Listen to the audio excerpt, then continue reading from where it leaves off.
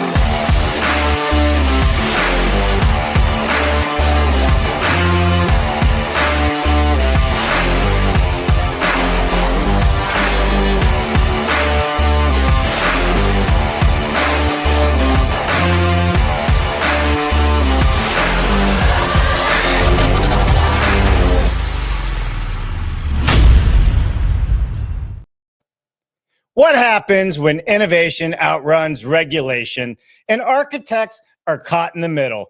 Hey, everyone. Welcome back to Dave Cooper Live, where we explore the people, the products, and the processes shaping the future of the built environment. Today's guest is Rommel Sulit, principal at Forge Craft, and someone who's asking the tough questions. What happens when standardization meets regulation? Where does the architect fit in when modular delivery models rewrite the rules? And who's holding the contract when the dust settles? Rommel is here to discuss how the new AIA modular contracts are changing the game and why defining your lane as an architect has never been more important or more complex. So if you've ever asked who owns the risk or can contracts keep up with innovation, you'll want to stick around.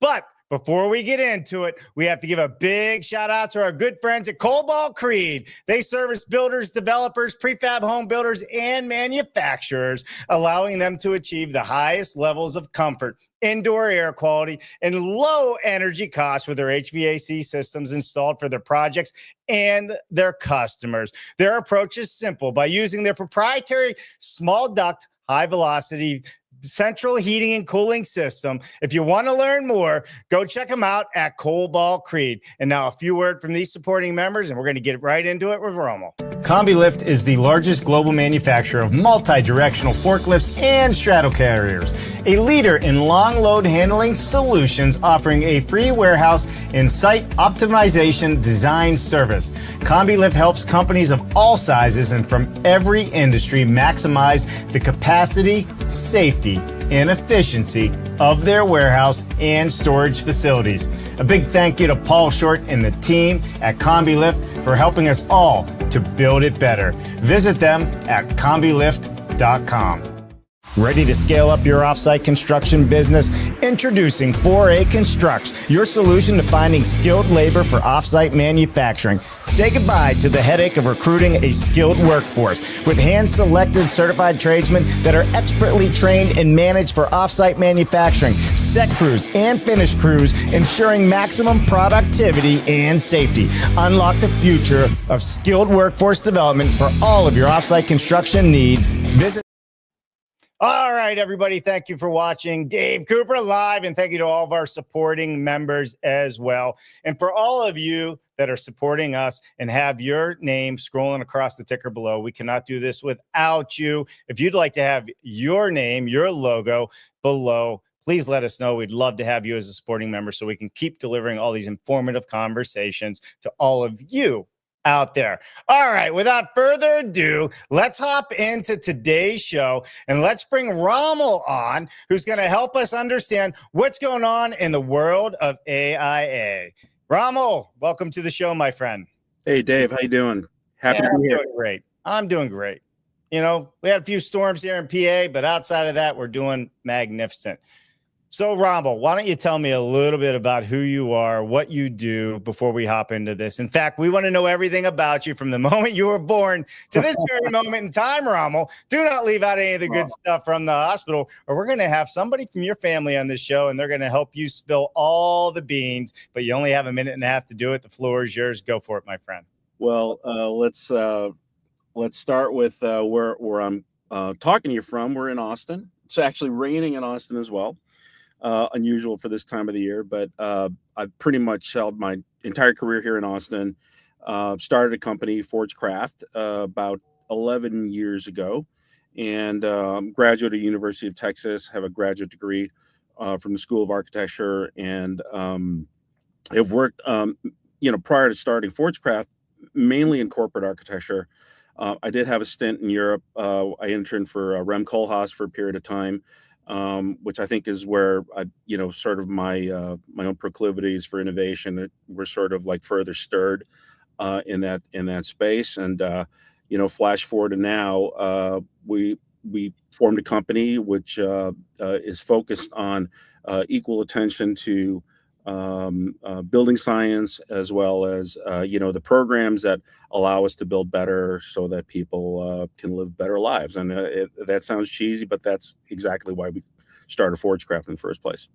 Tell me a little bit about ForgeCraft. How many of there are you that work in ForgeCraft? And talk to us a little bit about the projects that you work on to set the groundwork for this conversation and why it's so important. Yeah, we're 16 people total. So I like to think that we're lean but mean. We like I said, when we started the company back in 2013, we thought we were my business partner Scott Ginner and I were coming from two different places. I was coming from corporate. He was coming from a very talented bespoke kind of like design group here called Dick Clark and Associates. And we were friends for a long time, just decided to join forces because we had similar interests and wanted to create a genuine sort of architecture firm that focused on process and also, aligning with kind of the current needs that our community has.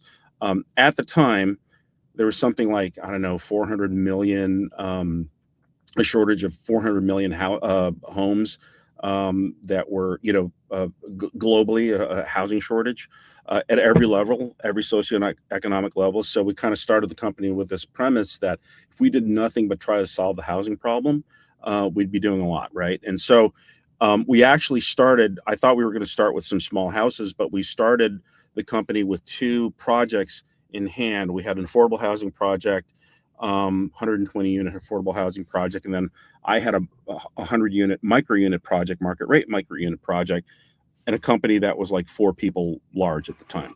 And so we sort of like were dumped and immersed into multifamily right off the bat and found that we understood that space really well. It sort of like checked all the boxes for the interest that we had as architects. And that has evolved into sort of producing all our work with the interest of, providing housing, office spaces, you name it, whatever programs allow people to live, work, and play better and enhance sort of like their experience across the board. And where are you guys working at, like geographically speaking? Austin, Texas. We're in South Austin. And your projects are only in Austin? Oh, I see. Yeah. No. We have projects in California. We're starting to build a pipeline in Florida, southeastern parts of the U.S. We have projects in the northern Midwest.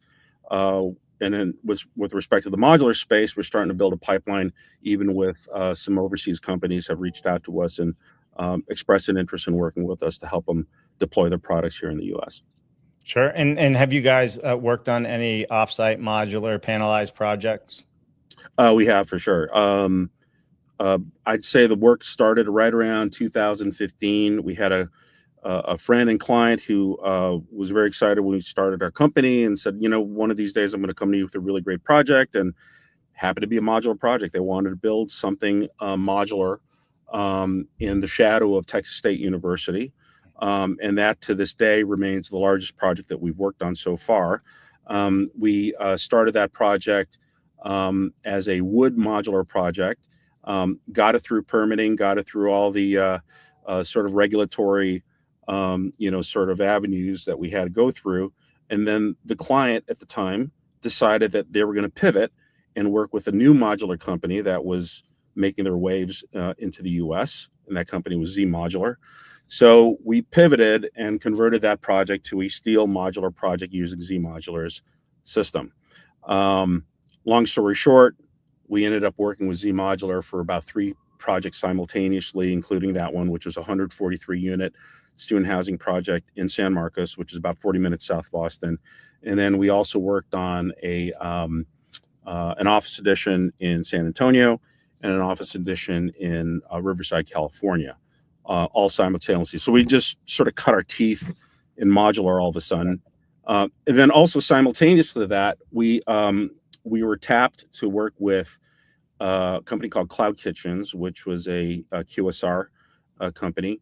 We did a modular project in Los Angeles, QSR, which I believe the final boxes that I didn't manage that project. My business partner did. I believe the boxes were built by Falcon Containers right here in Austin as well. And we completed that project. And then also simultaneously with that, we were working with a company here in Austin to develop a panelized modular vacation home concept.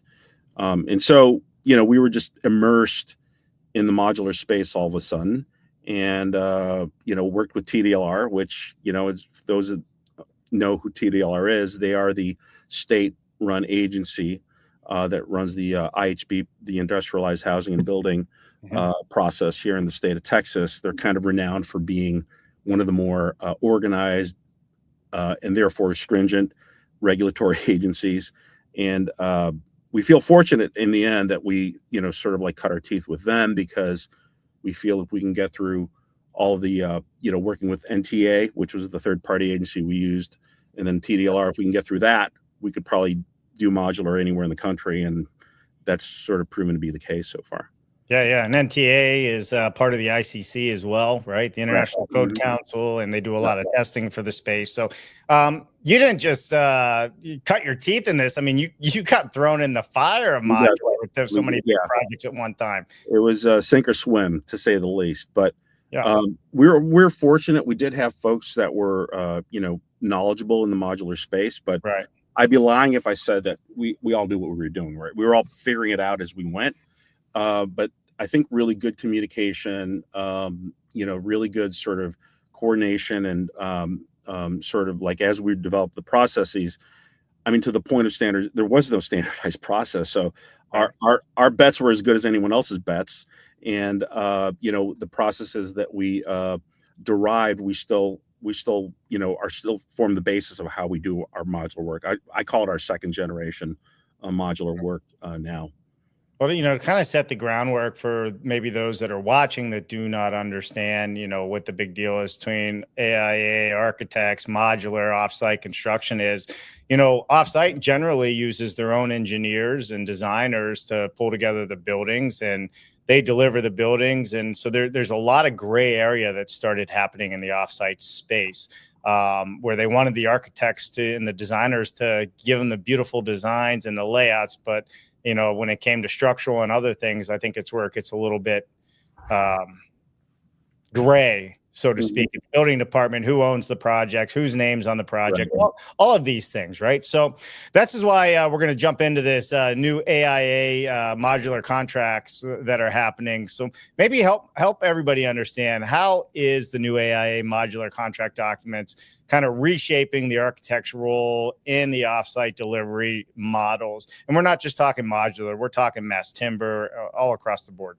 Yeah. So I think some definitions are worthwhile discussing. I define modular design and construction as a delivery method, and it's a delivery method in opposite. Well, wouldn't necessarily say opposite, diametrically opposed to how we built for, let's say, centuries, right? Site built work, site built construction, site built design, and all the contracts, all the practices revolve around this design design bid build format that I think we've kind of taken it for granted. I've been in the business for over 25 years, and I'd say that it's gotten a little bit looser in the interpretations of the work that we're supposed to do.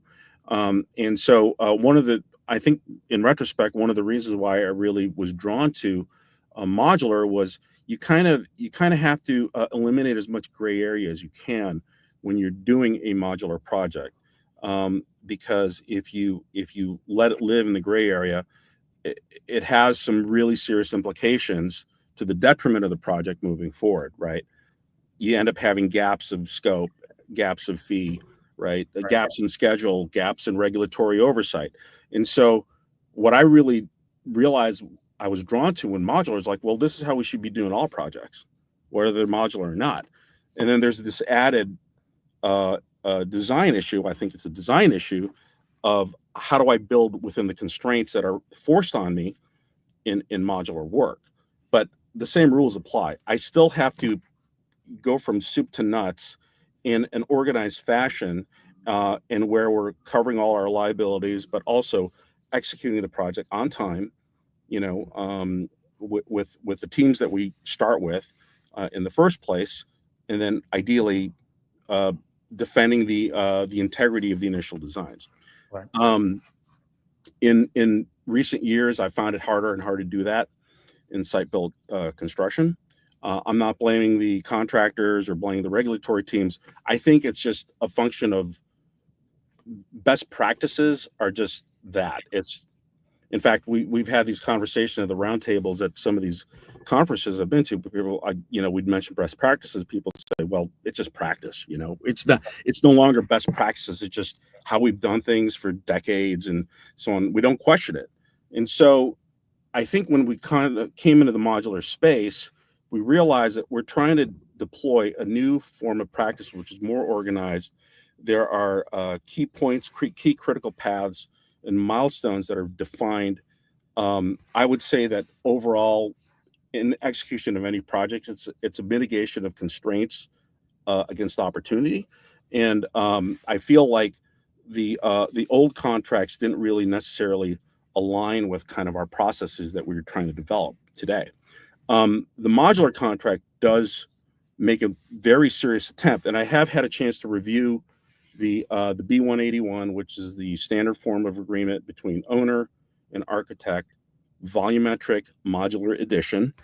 And by and large, it addresses some of the things that we found were not necessarily, let's say, resident in the prior contracts that we would work with, like the B101 or the B143, which is the owner, the designer, architect, design builder contract, which was, we made attempts to try to like modify that one to adhere to our modular work. So I would say there's certain features in it that recognize the process, which is a different process than we would do in a design bid build environment. There's things like there was a design freeze, right? Which I think is such a great idea. I've actually imposed that on one of my non-modular projects recently. I was like, well, that's a really great idea. I said, well, yeah, of course, right? I mean, we're all supposed to be working towards this end, and why does it deviate? Why do people ignore all the work that we've done and start, randomly sort of like interpreting the documents that we put out there, right? And so there's a design freeze date. That's a really great aspect. Before you go on with that, just so people understand, what does a design freeze mean in this instance? Sure. So the way we learn architecture, this goes all the way back to academics, is like you start with there's this standard sort of like phased approach to design, right? We start with a concept. you've heard of the napkin sketch, right? Somebody has this idea, and then they pencil it out on a napkin, and they go to you, hey, I have this really great idea for this building, and then you take that that concept and you effectively grow it like a plant, right? You nurture it, and you do it through this phase delivery of design. So you go through conceptual design.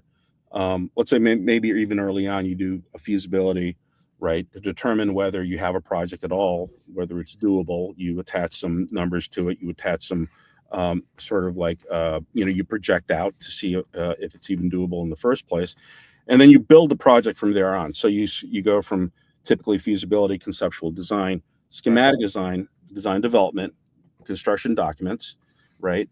And then you go through a permitting and bidding phase. And then ultimately where you get your permits are awarded, you start executing it. And then you go through a construction administration. So that's your standard design bid build. All architectural fees, all contractor fees, all our processes and workflows are based on that model. Okay. So what happens when you have a modular project where you're not starting from square one? You might be working with a system that it's already defined, right? We already know some of the constraints. If I'm doing volumetric modular building, I have to be able to fit it on a truck. And there's certain constraints there, and so you're not really starting from square one. I'm starting with a fairly well worked out bit of IP that I need to carry through the whole project, and then also the interface with the folks that are in the construction field is different. Normally, in a design build scenario, I'll finish my designs, then I'll share it with my contractor. Hopefully by then we will have selected a contractor, and then they share it with the trades, and then the trades price it. And then that's where sometimes, you're not apples to apples on the design versus the intent to execute it, right? So in a modular process, we really need to have those conversations early on so that we're not surprised by the end of it, because the whole point to modular is also speed, right? Speed and de-risking the whole process, because everyone's aligned from the get-go. And so that's kind of, I think, how the process should work. And the modular contract does recognize that's how, we have targets and milestones in there that are a little bit more, let's say, deterministic than they would be if we were doing a site built project. Sometimes I never know whether the building that I designed is ever going to be built, right, in a site built scenario. It could look completely different than what we did. Well, 100%. And I mean, to get back to the most important part of this is it's a manufacturing process. So that is why all the decisions, the design, the structural needs to be figured out before it goes down the production line, versus traditional architecture, where if you wanted to walk in and the client said, I don't really like that, let's make a change. Sure. Right? It's feasible, but it's costly. Right. And that's prefigured in the contract as well. There was a point where any kind of value engineering or any kind of design revisions are there's a process by which those are organized in the course of your conventional delivery to avoid major hiccups. Once you're in the plant and assembling it, that's a terrible time to be making major design revisions, right? You're gonna obviate all the work that you did before that at some point, to the and delay the project, and potentially impact your costs and so on and so forth. So go ahead. No, it's really all about establishing a process and then having everyone adhere to it to the benefit of the project. Now, as an architect, where do you draw the line between standardization and regulation? So this is interesting. I might. So there's a lot of conversation at these conferences this year about standardization, and it seemed to follow a couple of different tracks. There's a lot of folks that I spoke to who said, well, we're all on non-disclosure, right? And so how do we standardize our process when people can't talk about what they're doing with each other? and and even to the point, well, everyone's non-disclosure under non-disclosure, but we're all using steel, we're all using cold form steel or tubes or some configuration therein. There's also those folks who believe that the regulatory, because we're all over the map in terms of regulatory atmosphere, like even the modular, there's something like 38 states that have actual recorded modular agencies that sort of help facilitate the introduction of modular construction into their state. There's 38 of them, but they're all over the map. Like in Texas, it's Texas Department of Licensing and Regulation. In North Carolina, it's the fire marshal. What is it? The state fire marshal office. In Indiana, it's it's a function of Homeland Security. And so the regulatory agencies are consistent, and then also the code is inconsistent, right? Even within the same state, I might be in Austin. Austin's about to adopt IBC 2024. But the rest of the state is probably still on 2021 or even older. I know like Houston just recently adopted 2021. So I think that's part of the argument, against regulatory. And there have been folks who feel like we should be able to self-police and that sort of thing. I will say that regulatory is a form of standardization. But I also feel that I'm a non-believer that we're ever going to get to a universal code, because the code is meant to adapt to various regions, various socioeconomic circumstances, that kind of thing. And I'm a market guy. I feel like the market should be able to dictate their own rules internally. So then the challenge for the modular folks is it's a design challenge, right? It's something that we need to solve internally. And so I feel like standardization has to source from us. How do we build a universal widget that works in California, Florida, Europe, Hawaii, wherever, right? I think that's the task that is both in front of us as designers and as manufacturers. Yeah, and then how do you share that universal knowledge too, right? Because this isn't being taught in school yet. Yeah. So I feel like, I feel, I tend to think in analogies. It's sort of like, what is different in how I design, for modular versus how I design for conventional site build project. I already used the analogy of like, I'm trying to grow this project like a plant, right?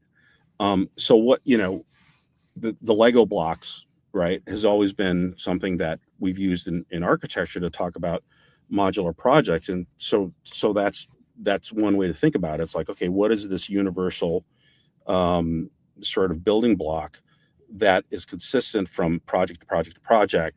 Can we extract what those components are that are equivalent from one project to another, and then figure out what if that's consistent from one project to another. I think there's still room to figure out what your secret sauce is as a modular company. But assuming that we work with wood in the same way, we work with steel in the same way, we work with, and also the constraints don't change, right? Because everything has to be shipped on a boat, or it has to be shipped on a flatbed truck. Right. So how do we record those sort of like non-negotiables that are consistent from state to state, project to project? And this might be a good segue. This image behind me is actually an image from one of my favorite architects, Jean Prouvé. We've been working in this modular space for a lot longer than the last 20, 30 years, right? I mean, that project is Cachat Bouvet, which is was built, I think, I believe in the 60s. This is actually built for Evian, the water company. Yeah. And Jean Prouvé partnered with another architect to build that space. And I look at something like that, and I see a lot of the same things that we contend with in our current work. And sort of like, well, what can I extract from this that I can derive as a standard practice? Or what can I extract from this learn from this and say, okay, my project is built on the shoulders of projects like this, and then how do I contemporize it? How do I move forward from that? But I can't move forward unless I know that these systems and these philosophies are still relevant today, right? If we're still working with a bay format like this, and with certain elements and certain components, for the last 50, 60, 70 years, they still work, then maybe there's something to that. Maybe I should put a check by that and say, all right, these are one of those, let's say, building blocks that we can continue to, advance on, right? And as long as I can start recording that internally for my company, I'd like to see how I can use that to sort of like share with other folks, and then also build new processes and new systems into the mix. There's some other eye candy there if you want to go through it real quick, Dave. So for example, the next image there, this is actually, I think, recently built. This is actually a design that Prefab did. The Maxfield out in West Hollywood built this recently as a little folly that, and so, I think if you ask somebody when this was built, they'd say, well, fairly recently. And even though that's true, the designs are, 70, 80 years old, right? Which is pretty cool. Right. And so, I think a lot of those kind of things are worth recording, understanding. As an architect, understand the systems that underscore it, underlie it, so that we can use that as a platform for standardization and then also innovation. That's kind of what I've been obsessed with as of late. This is a fairly brutalist, but project by Marcel Breuer. We talk about like, okay, what are our foundations going to be for modular projects? So, this is kind of a unique one. They built this cantilever, this podium cantilever, to support everything that's above it. But actually, one thing that I really love about Marcel Breuer, and if you go to some of the other slides, this is a building in Holland. This is the Bijenkorf. It's a shopping center. And Marcel Breuer was known for understanding how facades work and building weathering into the facade work. So all those marks that you see is the natural aging process and a weathering process on these panels, on these stone panels. And that's always something we talk about in modular. It's like we have to panelize our facades. What can we do to make our facades not only just waterproof, but how do we make them sort of continue to be relevant and interesting and that kind of thing. And so I think learning from folks like Marcel Breuer could go a long way in sort of like, driving those aesthetics and that kind of execution. You can see here, it's a hexagon shaped panel. They built in the windows into the panels, and then also it still features this natural aging process, right? And so it's a very systematic approach to architecture, and I think by focusing on that, and then also developing processes that enable this kind of work, is the lane that I think I need to stay in right now, so that we can derive a process that we feel like we can apply to any place, any project, in any state, under any circumstances, any conditions. And so then we have a contract that helps support that makes my job a lot easier, right? It does, and I'm gonna take an adversarial approach to some of this stuff here in a minute, but sure. Let's talk about the challenges that arise, right, when architects try and stay in their lanes when it comes to offsite construction. I know we have a big focus on this conversation on modular, but it's the same with panelized, mass timber, CLT, all of those things. What happens when architects want to stay in their lane in their projects, and their lanes aren't clearly defined? I mean, that's kind of how you started, right? When you had all these projects thrown at you, I bet you were trying to stay in your lane. Right. Yeah. I mean, you have to, necessity begets it. And usually it's going to be one of several things. I mean, regulatory is an easy one, right? You can't get a project across the finish line unless you keep the regulatory folks happy. One of the projects we worked on, for example, we one of the agency, well, actually, one of the state agencies was in the plant with us, and they were looking at the structural calcs. They were looking at one of the corner details. Said, hey, there's a few welds here that it seems like we're short a couple of welds here, and either you owe me some new structural calcs or you got to add those welds. And so obviously we went back and we revised the structural calcs, because you can imagine what a couple of welds times I don't know how many units what kind of impact that would have. But that was a great example of how a design decision at that point forced us to sort of like not stay in our lane. We had to come up with a solution that could go one way or the other, right? And those kind of things come up all the time. We're always having to resolve issues. And actually that's really if I had a superpower as an architect, it's that we're used to working with regulatory folks, and that we're trained up to actually push back on Right. within reason, right? We can't compromise life safety. We can't compromise that sort of thing, right? So that often begets it. There is a provision in the current contract, the modular contract, where if there is a need to revise anything, you have choices.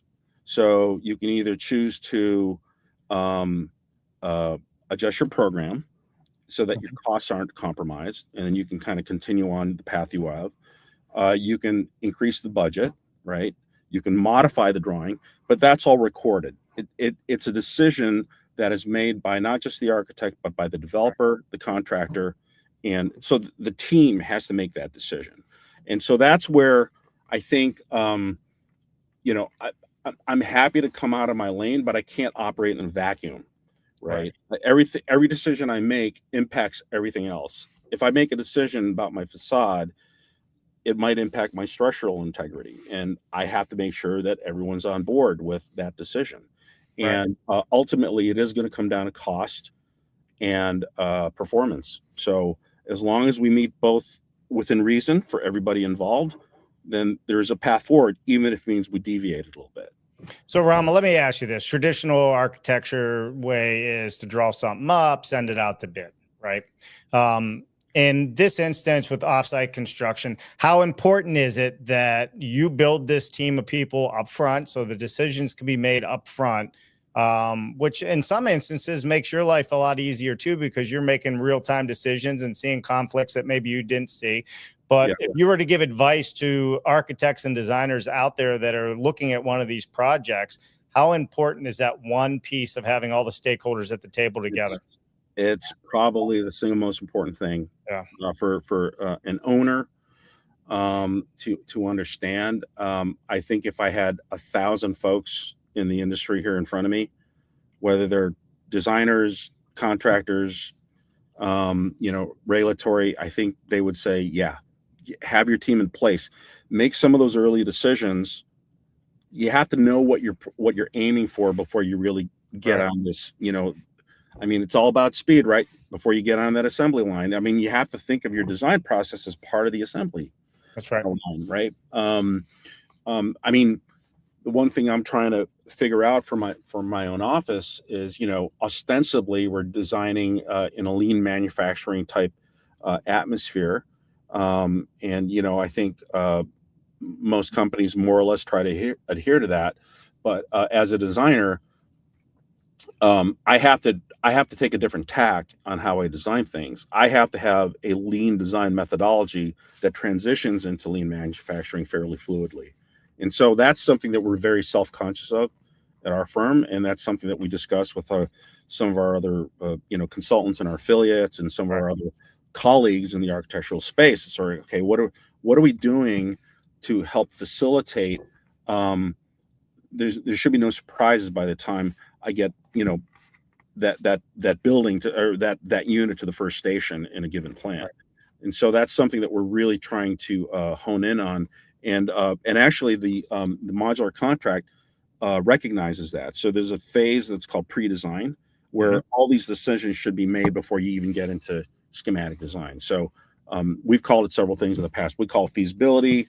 We call it pre-design. We call it early conceptual design. Ostensibly, you should have your structural systems figured out at that point, right? I'm working on a site built project right now where they're trying to decide whether we're going to stay in wood framing or pivot to steel. And it's taken a year to make that decision. And I am out of time because I have to submit this project before the codes change here in July. And so, we're still kicking the tires on it. And do you want it to switch to steel versus wood, or is it a I client? would, yes, I would, yes. And Yeah, this, I figured. yeah. And what's interesting too, though, there are, you mentioned CLT and that kind of thing. There are other aspects to my company, but also the profession overall. Yeah. There are green building standards, right? Sustainable, architecture. There is a benefit of using wood for people that want to stay carbon neutral and all that kind of stuff. And then there's also steel, but then you also have to think about, all right, what's the carbon footprint of a steel project versus a wood project, right? The calculus gets really complicated, but Right. you can make some early decisions to determine what's best for your given project. And as long as you make that decision before you really start deploying, building 300 units, then you got a real shot at really claiming all the benefits that you have in a modular delivery. Oh, 100%. And I have to say, steel's coming up with some new technology that's helping them reduce those carbon footprints immensely. So Absolutely, yeah. it'll be interesting to watch. And guess what? Steel is straight. It doesn't have crowns and, some of these other things. So when you're doing big projects, those eighths of an inch here and there add up quick. Yep. Especially when you're building precisely. So, all right, the big question in the room, Rommel, that architects want to know is, how do they maintain their creative freedom while still meeting the demands of speed, scale, lean, compliance, and making sure the modules are exactly the dimensions they need to be to go down a production line? Yeah. So a couple of years ago, Anirban Basu, who's always wonderful to listen to,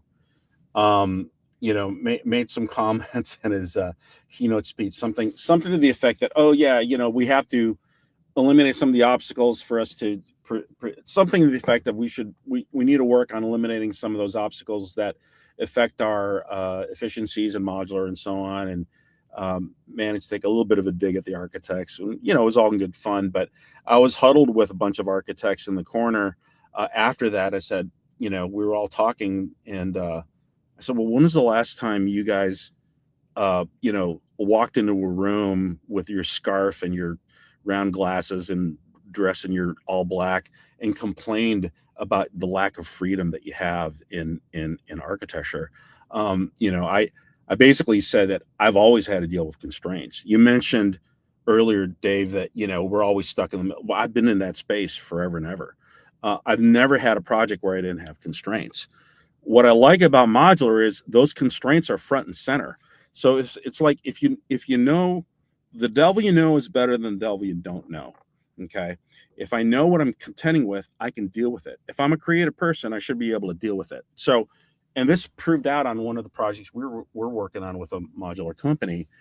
We developed a studio, 1 bedroom, 2 bedroom scheme, and I can't own those, right? Because it's open source kind of stuff. But we knew what our structural system was. We knew what our constraints were. We knew what the size of the boxes would be, and we took a first pass on it. And frankly, we crapped the bed. Like, they weren't happy with the designs. And so I was meeting with my team, and I said, you know what?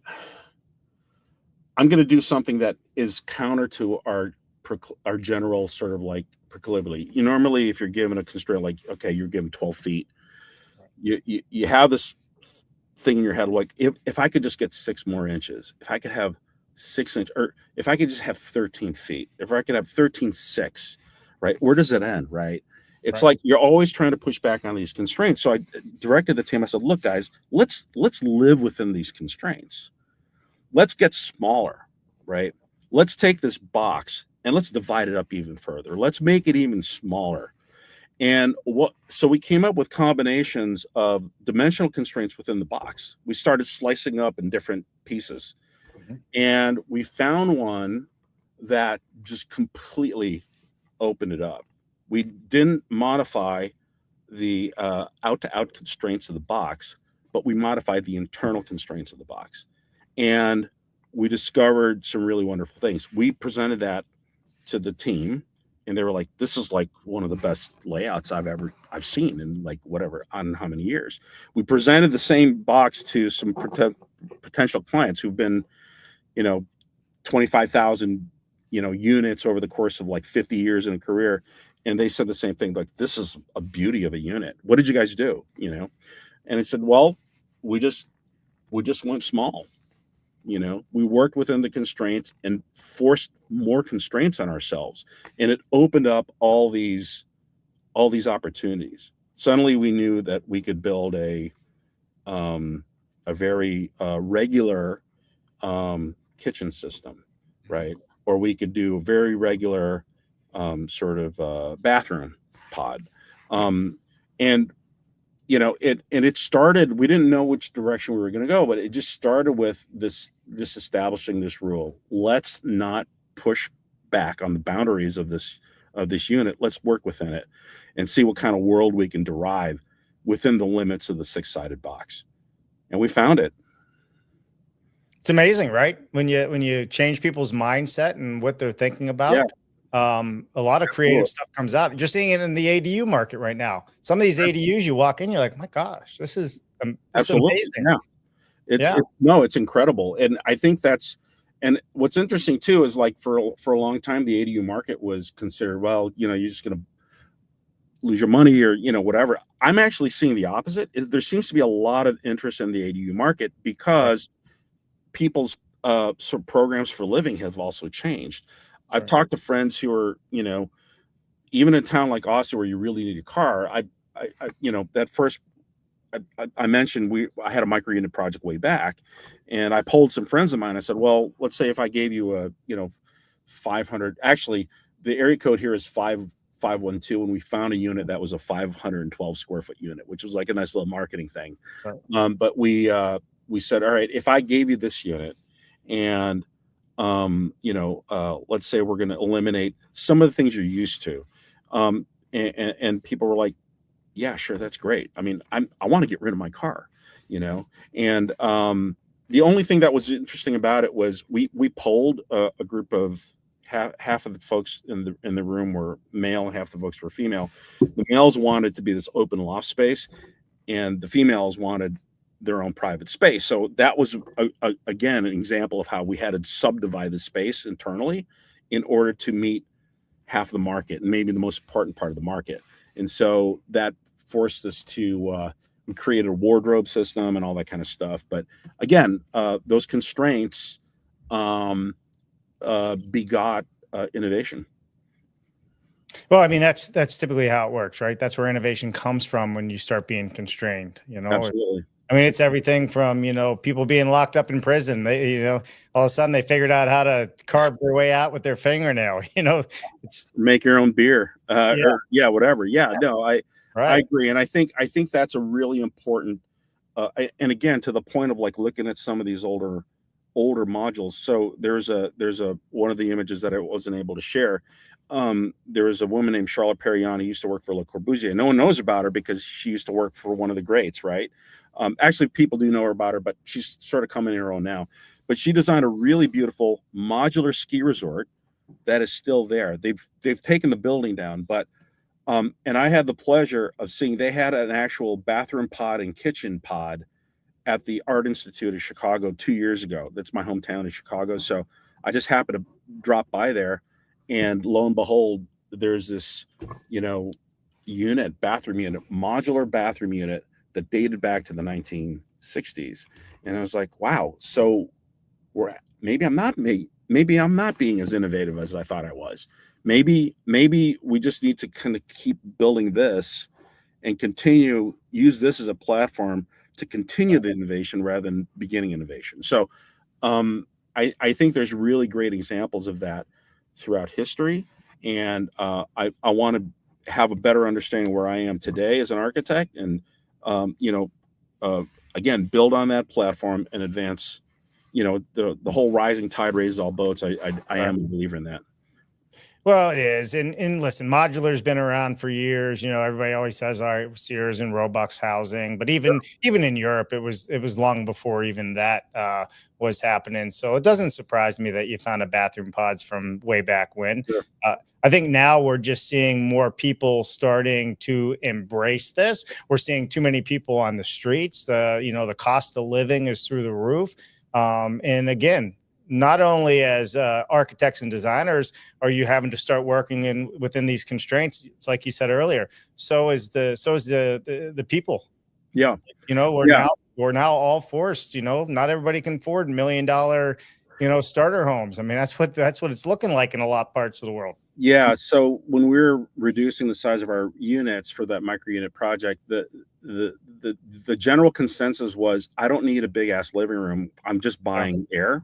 My living room is the city, right? That's right. So how can I inform the existing spaces that I have? How can I make them smarter so that they're an extension of my own living purpose, right? And so what I think there is also, because we're building widgets and manufacturing things, I think that's an exciting part of the manufacturing space, is that we have the ability to make these things kind of like transformers. How do we rather than giving them constrained smaller space, how do we give them really well appointed, well programmed space that meets their given needs? If I have to plug in a laptop, can I plug it in onto a desktop that also functions as my kitchen counter space, also functions as, if I have to have a meeting, can it be the backdrop for, you know what I'm talking about.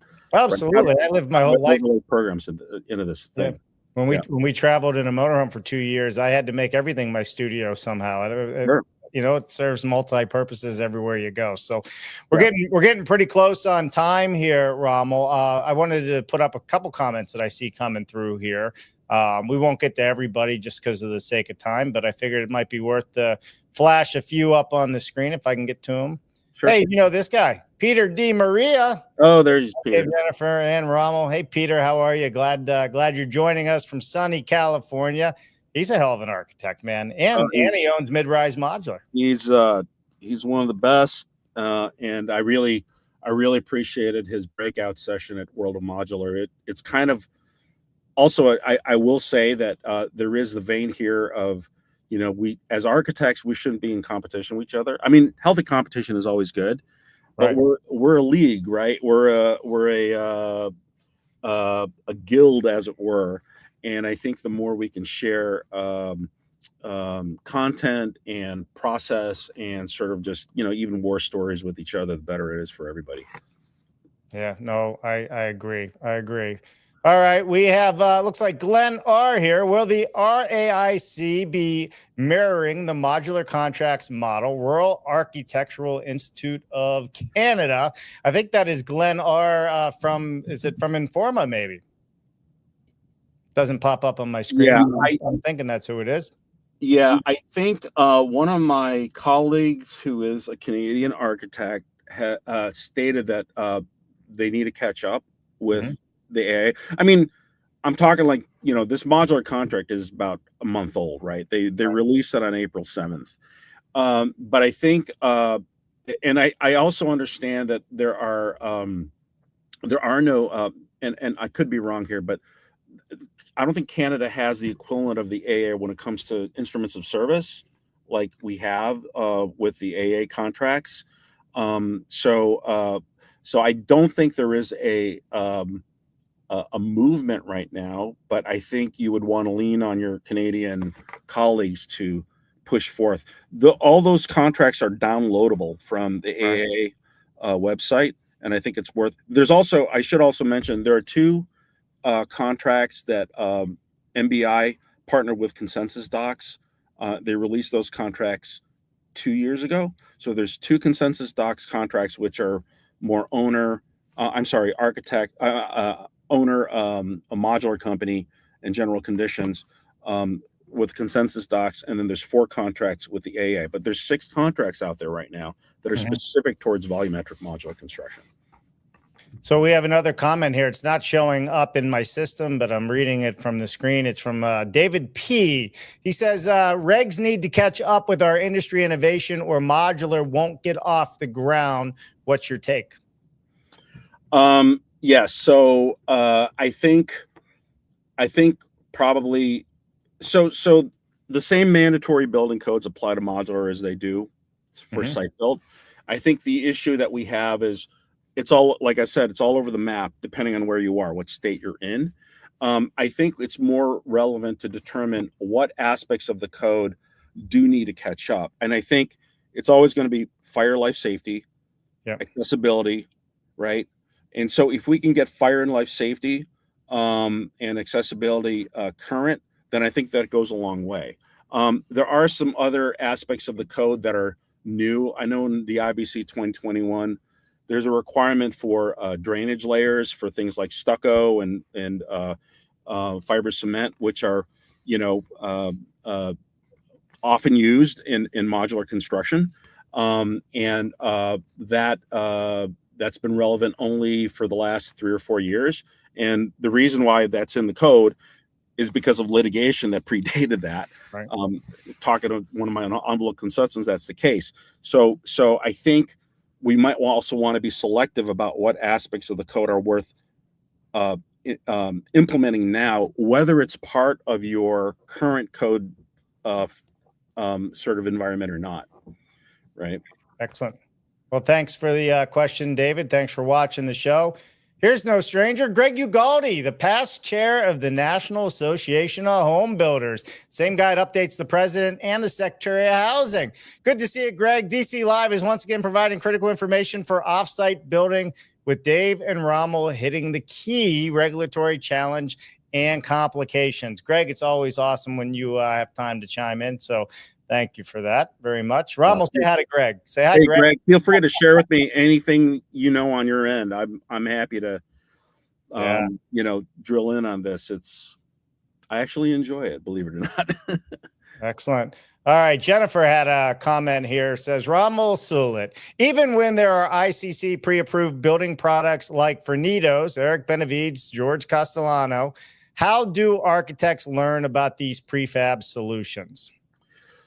Yeah, so we have to keep our feelers out. I wish there was one clearinghouse where we knew what all the new systems were out there, and so on and so forth. I think it's true of any kind of innovation in our field. I will say that I've been offered to be exclusive with various modular companies and that kind of thing, and I told them I wouldn't necessarily not do that, but I feel like, again, my lane is to learn as much as I can and share as much as I can that is disclosable. Let's put it that way. And so I think as long as we keep our feelers out there and find affiliates, find colleagues that you can share this data with and speak with them about, I think sooner or later people will find you if you don't find them first. Yeah, I agree with that. I do agree with that. Well, listen, Rommel, I wanted to get a little controversial. I'm gonna put something out there, and it's more for thought and more to get people thinking. Yeah. Are we trying to fit a square peg in a round hole when it comes to offsite housing and manufacturing fitting into the current code system the way it is? Because it seems to be a struggle to find that where does it fit? Yeah. I actually I think it does fit. There's some interesting aspects to this. For example, there's no way to talk about it without talking about really, really specific things, right? Right. So, for example, in Texas, I have to provide data for TDLR. I have to provide data for everything I attach to the building, whether it's B deck, whether it's facades, all the above. And I think part of the issue that we find is that some of that criteria isn't current, right? And then when that criteria isn't current, then where do you go from there? And so one resource that I, strangely enough, found was the IBC is the resource. Those sections in the IBC that no one ever reads, there's entire sections devoted to concrete, steel, facades, all the above. And if you're missing data for any product that you're gonna, or component that you're putting on your building, then you can always go to the IBC and find that language. Right. For the project that we were using to certify Z Modular's plant in Killeen, we used a very common product, which was Alucobond, and TDLR asked me for fastening criteria. Alucobond has no proprietary fastening criteria. So they said, well, you need to give me something. So I downloaded the entire chapter, on fastening and put it in my documents, and I got it through. So that's what you have to do. You have to find it wherever it is, wherever it exists. It's only like 4,000 pages, but it's in there. Exactly. Yeah. And I'll give you an example. So we're working with the modular company, industrial modular company. And I said, okay, well, what do you guys use for your fire safety material? 3M. I said, okay, well, I need penetration details. I need UL assemblies for that, walls, whatever. They sent me 3M's catalog of fire ratings, fire rated assemblies. You know how thick that is? It's like 2,000 pages of that kind of stuff. Just on that. So I took a stab at it, got fairly close, but then when it came to actually building it, there were assemblies that I had specified that didn't work. So I found, fortunately, and this is like no lie, I found a 3M rep that operates in our area. The technical guy happened to live 40 minutes from the actual facility that we were building these modules in. So I had a phone call with him. He drove down the street to the facility. I gave him my packet of assemblies, and then two days later, I came back and said, "So how'd it go?" He goes, "Well, yeah, you're fairly close, but we got to make a few adjustments here." And so the following week, he gave me 18 details with engineering judgments attached to all of them. Right, and that's been a subject of conversation. I remember 2 or 3 years ago at World of Modular, that was like, use engineering judgments, judgments, right? That's another path forward. All anyone's trying to do is make sure that the building is safe, performs well. And the cynical part of me is anyone on the regulatory side, they just want to make sure that they're covering themselves. They don't want to be liable for anything that we're building. So if you find them the right data, they'll get you through. Well, I'm gonna wrap this show up with two comments. One is, and maybe we'll have another show with you on this, Rommel, and we can get maybe we can get the architects and the ICC involved. But how does or can AI help with all of this stuff? Are they incorporating that into the code book? Because it's hard to find, man. Like think about it. A guy like me that has ADD, you give me 4,000 pages, we're gonna have a problem. Yeah. I'm not sure yet. AI. I think AI is a great tool on the design level. Yeah. But we're talking about gray area when it comes to regulatory, and I don't think AI does well with gray area. So I don't want to trust AI more than I would trust my own ability to sort of grease the wheels. Humans don't do well with gray area. Yeah. I don't know if you have kids, but they like to know where they stand. Yeah. I think it's a tool. I think it can help you formulate your arguments. I haven't seen an AI yet that kind of like maybe makes the argument for you yet. Maybe that's coming. That would be super useful, and I would use it all day if it's there. If it helped me with an interpretation, I'll use it all day. There's your retirement plan. Yeah. You can start building that out as your retirement plan, Rommel. All right, listen, and the last thing I'm going to leave you with, not looking to get too many comments or anything on this, but should we have a system based on performance and safety like a lot of the countries in Europe, right, that have been using offsite for a long time? So there are different ways of doing this, and I think they're all worthy of a conversation. Yes, you're right. And this might be a touchy subject, but the only way to enforce that is through standardization, through whether it's the state or the federal, the government has to be involved to enforce that. Understood. Yeah. All right. Any last words? Anything that we didn't touch on that you want people to know? No, just just know that we're all in a learning mode, I think, in this industry as well. I mean, and it's not fair to just say that's all we do in modular is like, that's the only place where there's so much room to learn. I mean, as building practices change and shift all the time, we just have to keep our feelers out. Whether we're doing site built or modular built, we just always have to understand where the constraints are, where the opportunities are, but then also just know that as an architect, we want to build the best buildings that we can put out there, and that's always going to be the value of our seal. It is. It is. So many places we can go with that conversation. Rommel, thank you so much for taking the time to chat with us today. Don't go anywhere after the outro. And for the rest of you out there, guess what? It's Monday. You still got 4.5 days to keep building it better. And if you're struggling with it, give Rommel a call. I'm sure he can help you with any of your projects that are out there. Rommel, you are a leader in this space, and just from the trade shows and everything that you've been doing, and our paths have been crossing. So thanks so much for taking time out of your schedule to join us today. Really appreciate it. Thank you, Dave. Anytime.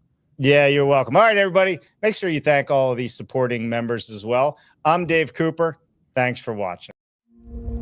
What an amazing show. Thank you to all of our sponsors for helping us to continue to bring all of these innovative conversations to all of you out there. Please visit them, see what they have to offer you. And as always, subscribe to the YouTube channel and ring that bell. It would mean the world to us. I'm Dave Cooper. Thanks for watching.